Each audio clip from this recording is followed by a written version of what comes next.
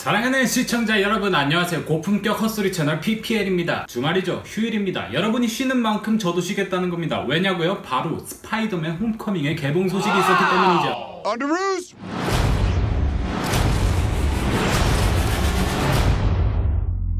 Hey everyone. 스파이더맨. 그러면 여러분들이 영화를 보시기 전 혹은 영화를 보신 후에 보다 알찬 영화 감상을 도와드리기 위해서 PPL의 고품격 헛소리 리뷰가 시작됩니다. 본 리뷰는 어느 정도의 스포일러를 가지고 있다는 사실, 그러니까 영화를 보시기 전이라면 스포일러가 굉장히 불편하다 리뷰를 보지 않으셔도 됩니다. 네, 대신에 영화를 보고 와서 리뷰를 한번 꼭 봐주시기 바랍니다. 보통 영화의 부제는 영화의 전반적인 분위기를 나타내기 마련입니다. 마블의 전작 캡틴 아메리카 11호에서 또한 그랬고, 어벤져스2 에이지 오브 울트론 역시 비슷한 맥락이라고 할 수 있겠죠. 하지만 이번 스파이더맨은 홈커밍이라는 고등학교의 댄스 파티를 지칭하는 굉장히 독특한 이름으로 여러분들을 찾아뵙게 되었는데요. 이는 매우 중의적인 의미로 영화 속 홈커밍의 장치적인 역할을 부각시킨과 동시에 어느 정도 소니의 판권에 대한 문제를 내포하고 있기도 합니다. 스파이더맨 오리지널 시리즈와 더불어 아메이징 스파이더맨 1, 2까지 사실상 굉장히 많은 영화화가 이루어졌지만 마블 시네마틱 유니버스와도 다른 경로를 걷고 있는 스파이더맨 영화를 볼 수 있는데요. 그 이유는 바로 판권이 소니 픽처스에게 있었기 때문입니다. 마블이 그동안 스파이더맨의 영입을 계속해서 꿈꿔왔지만 번번이 실패했던 이유, 스파이더맨의 판권은 1985년 캐논 픽처스에게, 1990년 캐롤로 픽처스에게 이중으로 판매가 되게 됩니다. 하지만 1995년 마블이 부도가 나면서 이 회사들은 그 책임을 마블에게 물게 해서 마블을 사기죄로 재판에 회수하게 됩니다. 하지만 이러한 분쟁을 소니가 해결하게 되고, 마블은 결국 소니에게 1999년 700만 달러라는 돈을 받고 스파이더맨의 판권을 소니에게 판매하게 됩니다. 영구적으로 스파이더맨의 판권을 가져오게 되는 겁니다. 스파이더맨은 이렇게 마블의 품으로 돌아오지 못하는가 했지만 2014년 1년의 해킹 문제를 통해서 소니와 마블의 협상이 유포되게 되고요. 2015년 소니는 모든 이익을 가져오는 대가로 마블에게 투자금과 영화에 대한 판권을 다시 한번 넘겨주게 됩니다. 아메이징 스파이더맨 2의 부진한 영화 실적이 물론 극적인 상봉, 그에 많은 스파이더맨의 MCU 복귀를 환영하는 마블의 마음이 담긴 제목이 아니었나 싶습니다. 물론 헛소리입니다. 돈을 벌고 싶었던 마블의 사기죄를 소니가 잘 해결한 사례가 아닌가 싶네요. 어쨌든 MCU의 합류를 통해서 스파이더맨은 다시 마블의 세계관으로 돌아오게 됩니다. 이는 배경에 대한 간략한 소개로 이어지게 되는데요. 스파이더맨 홈커밍의 배경은 8년 전 마블의 영웅이 총출동했던 어벤져스 1편 이후 폐허가 된 뉴욕 시내와 외계인의 잔해를 치우는 작업에 투자한 한 남자 아드리안 톰즈가 토니 스타크에게 작업권을 뺏기면서 복수를 다짐하는 장면에서 시작하게 되는데요. 즉 어벤져스 1편 이후 8년 후 캡틴과 아이언맨의 결전이 벌어졌던 11호, 그로부터 2개월 후의 이야기가 바로 홈커밍의 배경이라고 할 수 있습니다. 마블과 세계관을 공유하고 있기 때문에 전작의 이야기를 조금이라도 훑어보고 영화를 시청하시게 되면 더욱더 도움을 받을 수 있겠죠. 판권 문제와 더불어 스파이더맨의 각 시리즈는 별개의 이야기로 다루어도 문제가 되지 않을 것만큼 다른 이야기인데요. 그렇다면 각 편마다 어떤 차이점이 있을까요? 우선 각 시리즈의 연령, 직업 혹은 성격이 완전히 다르게 나타납니다. 토비 맥과이어의 오리지널 스파이더맨, 그의 직업은 사진작가이며 굉장히 내성적인 성격을 가지고 있는데요. 반면 앤드루 가필드의 아메이징 스파이더맨의 경우 대학생의 모습을 가지고 있으며 마찬가지로 내성적인 모습을 잠시나마 보여주기도 하지만 옳지 않은 일에 대항하는 모습을 보여주기도 하고, 숙부의 죽음 이후 깊은 내면의 슬픔을 가진 인물로 나타내게 되죠. My entire life is finding the truth about my parents.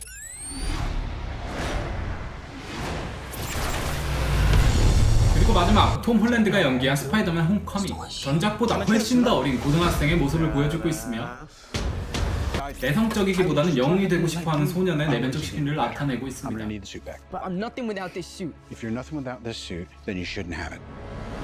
이처럼 각 편의 내용이 완전히 다르기 때문에 완전히 다른 영화의 판도를 보여주고 있는데요. 오리지널 스파이더맨이 영웅에 대한 책임과 혹은 희생에 대한 무거운 이야기를 다루고 있다면, 아메이징 스파이더맨에서는 그웬과의 연애를 통해 풋풋한 모습을 보여주고 있고요. 마지막으로 마블의 스파이더맨의 경우에는 어벤져스 팀을 동경하는 소년의 영웅이 되고자 하는 성장기를 주로 담고 있습니다. 슈퍼히어로의 상징이자 잇 아이템, 슈트. 각 시리즈의 차이점은 그들을 상징하는 슈트에서 절정을 맞이하게 됩니다. 오리지널과 아메이징에서 슈트가 단순히 영웅의 정체를 숨기는 역할을 했다면, 홈커밍에서는 보다 업그레이드된 모습으로 여러분들을 찾아뵙게 되는데요. 마블의 기술력, 아이언맨의 토니 스타크가 직접 제작한 슈트를 스파이더맨이 장착하는 모습을 찾아볼 수 있습니다. 물론 기존의 돈을 벌기 위한 목적으로 직접 만든 엉성한 슈트가 잠깐 등장하기도 하지만요, 스타크의 기술력이 더해진 슈트는 그 가공할 만한 능력을 자랑하는데요. 공격, 살인, 첩보, 정찰 등 수많은 모드를 가지고 있는 것 뿐만 아니라 아이언맨의 자비스처럼 여성형 인공지능 캐런이 탑재되어 스파이더맨과의 케미를 보여주고 있습니다. 또한 극중에 아주 잠깐이지만 어벤져스의 일원으로서 인정받은 스파이더맨이 받는 새로운 슈트가 등장된다는 사실, 아직까지는 그러한 기술을 완벽하게 소화하지 못한 스파이더맨 모습을 찾아볼 수 있지만 앞으로 홀랜드의 스파이더맨이 어떤 활약을 보여줄지는 기대해볼 만한 일이겠죠. 다음은 슈터와 더불어 스파이더맨의 공격 무기 웹슈터입니다. 쉽게 얘기해서 거미줄을 발사하는 장치인데요. 오리지널에서는 유전적 변이를 일으킨 거미에게 직접 물려 체내에서 거미줄을 생성, 발사하는 모습을 보여줬다면 아메이징 스파이더맨에서는 천재적인 두뇌를 사용해서 거미줄 슈트를 직접 장착하는 모습을 보여주곤 합니다. Tell us a little bit about yourself, Mr. Parker. 또한 홈커밍에서는 토니 스타크의 기술력이 더해진 스파이더맨의 새로운 무기를 찾아볼 수 있는데요. 웹슈터의 기능이 이중, 연사, 수류탄, 이동 등 576가지나 된다고 합니다. 슈트처럼 스파이더맨이 이것에 익숙해지면 어떠한 모습을 보여줄지는 정말로 무궁무진하지 않겠습니까? 아이언맨의 토니 스타크, 가디언 오브 갤럭시의 피터 퀼, 그리고 데드풀까지. 최근 마블에서는 입담을 가진 일명 입담러들이 굉장히 강세를 보이고 있는데요. 입담하면 절대로 스파이더맨도 질 수가 없죠.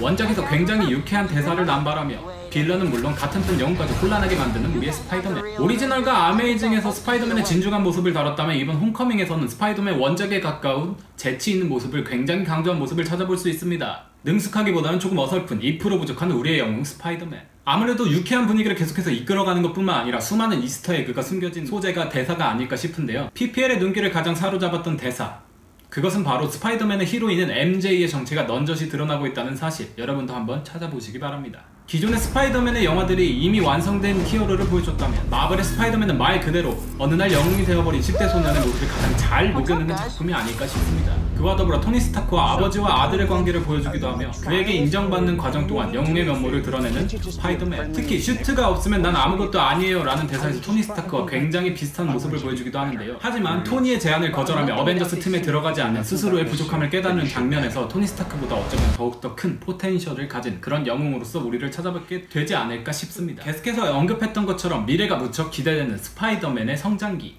그 성장의 첫 장면을 볼 수 있어서 굉장히 영광스러웠습니다. 끝으로 모든 마블 영화가 그렇듯 쿠키 영상이 남아있는데요. 영화가 끝났다고 그냥 나가지 마시고 심지어 2편이나 있다는 사실 하나만 보고 나가시면 후회할 겁니다. 첫 번째가 그냥 재미를 위한 데드풀과 같은 예고편 형식이었다면 두 번째는 정말로 다음 영화를 예고하는 하나의 예고편 같은 형식을 띠고 있으니까요. 끝까지 잘 지키고 보고 오세요. 사실 액션이나 이런 부분은 다른 스파이더맨에 비해서 굉장히 부족한 모습을 보일지도 모릅니다. 물론 향상된 CG 기술이라든지 여러가지 것들이 도입된 모습을 보여주면서 비행기에서의 격투씬이라든지 유람선에서의 격투씬이라든지 이런 것들을 보여주고 있긴 한데요. 스파이더맨의 전투 기술이 아직 완숙하지 않다는 사실. 하지만 영웅의 첫 번째 도약이니까요. 여러분들 그 정도는 감수하고 보실 수 있겠죠? 이상으로 스파이더맨 홈커밍의 리뷰를 마치겠습니다. 진지한 리뷰의 형식을 띠기보다는 PPL의 헛소리였고요. 물론 틀린 부분이나 어색한 부분이 있으면 지적하시면 PPL이 고쳐드립니다. 그럼 다음 PPL의 꿀잼 영상을 구독하려면 어떻게 해야 될까요? 바로 구독 버튼이 있죠.